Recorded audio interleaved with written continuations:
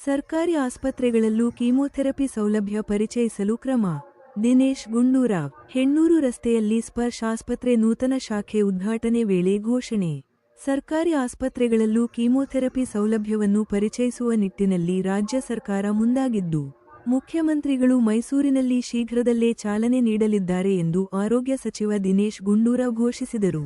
ಸ್ಪರ್ಶ್ ಆಸ್ಪತ್ರೆ ಸಮೂಹ ಸಂಸ್ಥೆಯು ಬೆಂಗಳೂರಿನ ಹೆಣ್ಣೂರು ರಸ್ತೆಯಲ್ಲಿ ಭಾನುವಾರ ನೂತನವಾಗಿ ಆರಂಭಿಸಿದ ವಿಶೇಷ ಚಿಕಿತ್ಸಾ ಸೌಲಭ್ಯಗಳನ್ನೊಳಗೊಂಡ ಸ್ಪರ್ಶ್ ಆಸ್ಪತ್ರೆ ಶಾಖೆಯನ್ನು ಉದ್ಘಾಟಿಸಿ ಮಾತನಾಡಿದರು. ಬಡರೋಗಿಗಳು ಕಿಮೋಥೆರಪಿ ಮಾಡಿಸಲು ಸಾವಿರಾರು ರೂಪಾಯಿ ವ್ಯಯಿಸುತ್ತಿದ್ದಾರೆ.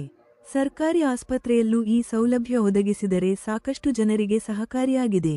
ಈ ನಿಟ್ಟಿನಲ್ಲಿ ಕಿಮೋಥೆರಪಿಯನ್ನೂ ಸಹ ಸರ್ಕಾರಿ ಆಸ್ಪತ್ರೆಗಳಲ್ಲಿ ಒದಗಿಸಲು ಮುಂದಾಗಿದ್ದು, ಶೀಘ್ರವೇ ಈ ಸೇವೆಗೆ ಚಾಲನೆ ಸಿಗಲಿದೆ ಎಂದರು. ಅಲ್ಲಿ ಹೋದರೆ ಹಾಸ್ಪಿಟ್ಲ್ಗೆ ಹೋಗಿದ್ದೀವಿ ಅಂತ ಅನ್ನಿಸ್ತಾ ಇಲ್ಲ. It is really A community in the sense. Doctor Sharan Patil ಕಡೆ ಹೋದರೆ ನಾವೆಲ್ಲ ಒಂದೇ ಬ್ಯಾಕ್ಗ್ರೌಂಡ್, ಒಂದೇ ಹಿನ್ನೆಲೆಯಿಂದ ಬಂದಿದ್ದರಿಂದ ಜಗತ್ತಿನ ಎಲ್ಲ ವಿಷಯಗಳನ್ನು ಮಾತನಾಡಿ ಆಮೇಲೆ ನಮ್ಮ ಪ್ರಾಬ್ಲಮಿಗೆ ನಾವು ಬರ್ತೀವಿ. So more like a brothers. ಅದಾದಮೇಲೆ ಅವ್ರು ಡಾಕ್ಟ್ರಿಗೆ ರೆಫರ್ ಮಾಡ್ತಾರೆ, ಅವರು ಇಷ್ಟು ಪ್ರೀತಿ ತೋರಿಸ್ತಾರೆ. Then comes the nurses, then comes the physiotherapist. So every one I find that there is so much of love, affection. ನಿಜವಾಗ್ಲೂ ಕೂಡ ಆ ಸ್ಪರ್ಶದ ಸಂಪೂರ್ಣವಾದಂಥ ಒಂದು ಅನುಭವ ಇವತ್ತು ಸ್ಪರ್ಶ್ ಆಸ್ಪತ್ರೆಯಲ್ಲಿ ಆಗ್ತಾಯಿದೆ. We are all blessed and people of this part of the city are also blessed to have this hospital here. ಇನ್ನೂ ಹೆಚ್ಚಿನ ಸೇವೆಯನ್ನು ಮಾಡಲಿ. ಒಬ್ಬ ಡಾಕ್ಟರು ಹೇಗಿದ್ದಾನೆ ಅಂತ ಗೊತ್ತಾಗಬೇಕಾದ್ರೆ 1 ವಾರ ಸಾಕಂತೆ. ಒಬ್ಬ ಇಂಜಿನಿಯರ್ ಹೆಂಗೆ ಗೊತ್ತಾಗಬೇಕಂದ್ರೆ 1 ವರ್ಷ ಸಾಕಂತೆ. ಆಧುನಿಕ ವ್ಯವಸ್ಥೆ ನಿರ್ಮಾಣ ಮಾಡಿದ್ದಾರೆ ಮತ್ತು ಈ ಭಾಗದ ಜನರಿಗೆ ಮತ್ತು ಬೆಂಗಳೂರು ನಗರದ ಜನರಿಗೆ ಒಂದು ಒಳ್ಳೆಯ ತಜ್ಞ ಸೇವೆ ನೀಡ್ತಕ್ಕಂಥ ಆಸ್ಪತ್ರೆ ನಿರ್ಮಾಣ ಆಗಿದೆ. ಅದರಿಂದ ಪ್ರಥಮವಾಗಿ ನಾನು ಡಾಕ್ಟರ್ ಶರಣ್ ಪಾಟೀಲ್ ಮತ್ತು ಅವರೆಲ್ಲ ಟೀಮ್ ಸ್ಪರ್ಶ್ಗೆ ನನ್ನ ಹೃತ್ಪೂರ್ವಕವಾದಂತಹ ಅಭಿನಂದನೆಗಳನ್ನು ಸಲ್ಲಿಸ್ತಾ ಇದ್ದೇನೆ.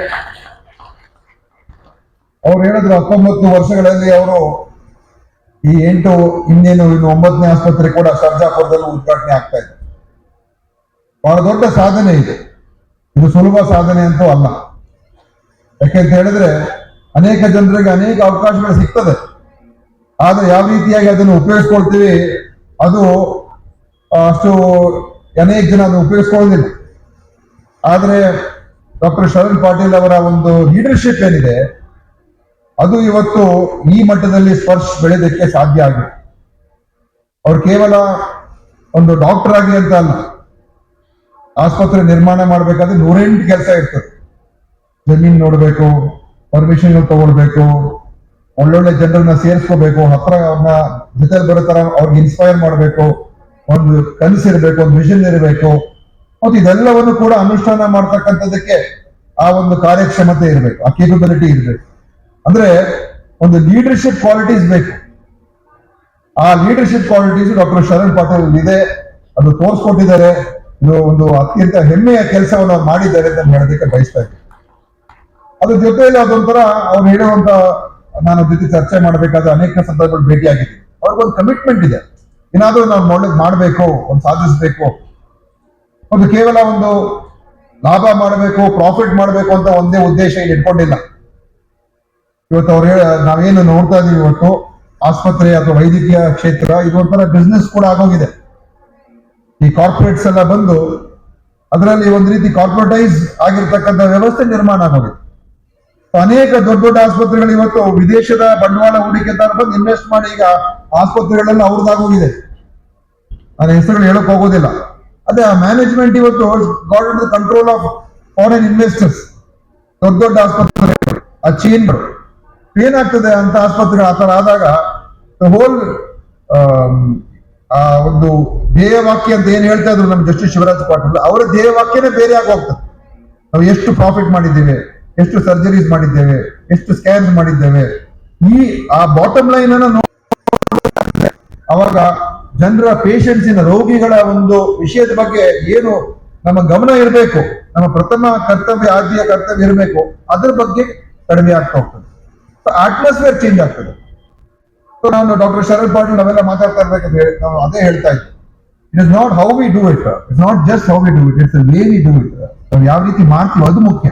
ಸೊ ಜನರಿಗೆ ಅಥವಾ ಅಲ್ಲಿ ಆಸ್ಪತ್ರೆಯಲ್ಲಿ ಕೆಲಸ ಮಾಡೋರ್ಗೂ ಕೂಡ, ಒಬ್ಬ ಡಾಕ್ಟರ್ ಇವತ್ತು ಸ್ಪರ್ಶ ಆಸ್ಪತ್ರೆಗೆ ಸೇರ್ಕೊಂಡಾಗ ಯಾಕೆ ಇಷ್ಟು ಟ್ಯಾಲೆಂಟ್ ಅವ್ರು ಅಟ್ರಾಕ್ಟ್ ಮಾಡಕ್ ಸಾಧ್ಯ ಆಯ್ತು ಅಂತ ಹೇಳಿದ್ರೆ, ಈ ಆಸ್ಪತ್ರೆಯಲ್ಲಿ ಇರುವಂತಹ ಒಂದು ವಾತಾವರಣ ಏನಿದೆ ಅದು ಇವತ್ತು ಡಾಕ್ಟರ್ಗಳನ್ನ ಇಲ್ಲಿಗೆ ಬರೋದಕ್ಕೆ ಅಟ್ರಾಕ್ಟ್ ಆಗ್ತಾ ಇದ್ದಾರೆ.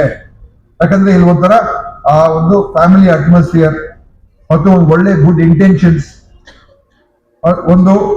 ಒಂದು ಏನು ಸ್ನೇಹಮಯವಾದ ಮತ್ತು ಸೇವಾ ಮನೋಭಾವ ಅದು ಇಟ್ಕೊಂಡು ವಾತಾವರಣ ನಿರ್ಮಾಣ ಮಾಡತಕ್ಕಂಥ ಪ್ರಯತ್ನ ಸುಲಭ ಅಲ್ಲ. ಯಾಕಂದ್ರೆ ಇನ್ವೆಸ್ಟ್ಮೆಂಟ್ಸ್ ಜಾಸ್ತಿ ಇರ್ತದೆ, ಲಾಭನೂ ಮಾಡಬೇಕು ಅಂತ. ಆದ್ರೆ ಅಂತಿಮವಾಗಿ ಇದು ಒಂದು ಸೇವಾ ಕ್ಷೇತ್ರ. ಇದು ಜನರ ಒಂದು ಬದುಕಿನಲ್ಲಿ ಜನರನ್ನ ಬದುಕಿಸುವಂತ ಕ್ಷೇತ್ರ ಇದು. ಬೇರೆ ಯಾರಿಗೂ ಆ ಪವರ್ ಇಲ್ಲ ಎಕ್ಸೆಪ್ಟ್ ಡಾಕ್ಟರ್ಸ್ ನರ್ಸಸ್ ಬಿಟ್ರೆ. nobody else has got the power to save human life. Only people who got that power are the doctors. ಒಂದು ರೀತಿ ಅದಕ್ಕೆ ವೈದ್ಯ ನಾರಾಯಣ ಹರಿ ಅಂತ ಹೇಳಿದ್ರೆ ಅದು ಲಿಟರಲಿ ಲೈಕ್ ಗಾಡ್. ಯಾಕಂತ ಹೇಳಿದ್ರೆ good procedure well done are correct diagnosis are correct identification can save the persons life.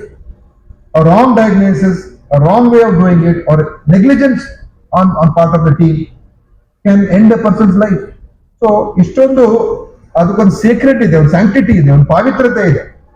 ಅದರಿಂದ ಇದಕ್ಕೆ ಆ ಕಮಿಟ್ಮೆಂಟ್, ಆ ಒಂದು ಥಿಂಕಿಂಗ್ ಯಾವಾಗಲೂ ನಮ್ಮಲ್ಲಿ ಇರಬೇಕು. Especially in medical field, especially in this field ಯಾವ್ದು ಬೇಕಾಗುತ್ತೆ ಅಂತ ಹೇಳಿ ಆ ರೀತಿ ನಡೆಸಲಿ. ಇವತ್ತು ಸೂಪರ್ ಸ್ಪೆಷಾಲಿಟಿ ಕ್ಯಾನ್ಸರ್ ಮೇಲೆ ವಿಶೇಷವಾದ ಗಮನ ಕೊಟ್ಟು ಇಲ್ಲಿ ಓಪನ್ ಆಗ್ತಾ ಇದೆ. ಖಂಡಿತ ನನ್ಗೆ ವಿಶ್ವಾಸ ಇದೆ ಇದು ಇನ್ನೊಂದು ದೊಡ್ಡ ಒಂದು ಅತ್ಯಂತ ಹೆಸರುವಾಸಿಯಾದಂತ ಆಸ್ಪತ್ರೆ, ಈ ಒಂದು ಆಸ್ಪತ್ರೆ ಆಗಿ ಇಲ್ಲಿ ಜನರಿಗೆ ಒಳ್ಳೆ ಸೇವೆ ನೀಡ್ತಕ್ಕಂಥದ್ದಾಗತ್ತೆ.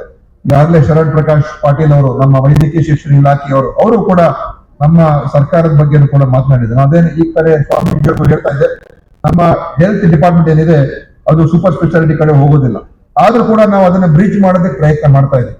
ಇದೇ 23ನೇ ತಾರೀಕು ಮೈಸೂರಿನಲ್ಲಿ ನಾವು ನಮ್ಮ ಎಲ್ಲಾ ಜಿಲ್ಲಾ ಆಸ್ಪತ್ರೆಗಳಲ್ಲಿ ಡೇ ಕೇರ್ ಕಿಮೋಥೆರಪಿ ಕೇಂದ್ರಗಳನ್ನ ಮಾಡ್ತಕ್ಕಂತ ಒಂದು ಕಾರ್ಯಕ್ರಮವನ್ನ ಲಾಂಚ್ ಮಾಡ್ತಾ ಇದ್ದೀವಿ. ಮುಖ್ಯಮಂತ್ರಿಯವರೇ 23ಕ್ಕೆ ಲಾಂಚ್ ಮಾಡ್ತಾರೆ. ಅಂದ್ರೆ ನಾವು ಕೂಡ ಸೂಪರ್ ಸ್ಪೆಷಾಲಿಟಿ ಎಲ್ಲ ಶರಣ್ ಪ್ರಕಾಶ್ ಅವರು, ಬಟ್ ನಮ್ಮ ಏನು ಡಿಸ್ಟ್ರಿಕ್ಟ್ ಹಾಸ್ಪಿಟಲ್ಸ್, ತಾಲೂಕು ಹಾಸ್ಪಿಟಲ್ಸ್ ಇಲ್ಲೆಲ್ಲ ಅದನ್ನ ಸ್ವಲ್ಪ ಸೇವೆಗಳನ್ನು ಹೆಚ್ಚು ಮಾಡ್ತಕ್ಕಂಥದ್ದಕ್ಕೆ ಸ್ಪೆಷಲೈಸ್ ಕಡೆನೂ ಕೂಡ ಹೋಗೋದಕ್ಕೆ ನಮ್ಮ ಪ್ರಯತ್ನ ಇದೆ ಆ ನಿಟ್ಟಿನಲ್ಲಿ. ಯಾಕಂದ್ರೆ ಜನರು ಇವತ್ತು ಆಸ್ಪತ್ರೆ ಬಯಸ್ತಾರೆ, ಒಳ್ಳೆ ಟ್ರೀಟ್ಮೆಂಟ್ ಬಯಸ್ತಾರೆ, ಹೆಚ್ಚಿನ ಸಂಖ್ಯೆಯಲ್ಲಿ ಬರ್ತಾ ಇದ್ದಾರೆ. ಅದಕ್ಕೆ ಎಷ್ಟು ಆಸ್ಪತ್ರೆಗಳು ಓಪನ್ ಆಗ್ತಾ ಇರುವಂತ. ಒಂದ್ ಕಡೆ ಜನರ ಆಯುಸ್ ಹೆಚ್ಚಾಗ್ತಾ ಇದೆ, ಲೈಫ್ ಸ್ಪ್ಯಾನ್ ಹೆಚ್ಚಾಗ್ತಾ ಇದೆ. 70 ವರ್ಷ, 80 ವರ್ಷ, 90 ವರ್ಷ. ಪೂಜ್ಯ ಸ್ವಾಮೀಜಿ ಅವರಿಗೆ ನಮಸ್ಕಾರ. ವೇದಿಕೆಯಲ್ಲಿ ಇರುವ ಎಲ್ಲ ಹಾನರಬಲ್ ಮಿನಿಸ್ಟರ್ಸ್ ಮತ್ತೆ ಸ್ಪರ್ಶ್ ಟೀಮ್ ಹೆಡ್ ಚೇರ್ಮನ್ ಅವ್ರಿಗೂ ನನ್ನ ನಮಸ್ಕಾರಗಳು. ಮತ್ತೆ ಇಲ್ಲಿ ಬಂದಿರೋ ಎಲ್ಲರಿಗೂ a heartful welcome and a good morning to everybody. Actually ಅವರು ನಾನ್ ಪೇಷಂಟ್ ಅಂದರು. ಆ್ಯಕ್ಚುಲಿ ನಾನ್ ಪೇಷಂಟ್ ಅಲ್ಲ. It was a treatment done to my mother-in-law. Okay, she had undergone a knee surgery, bilateral for both the knees. And trust me, Sparsh Foundation has done an excellent job. See, Sparsh Foundation and Takshna, see, it is a zero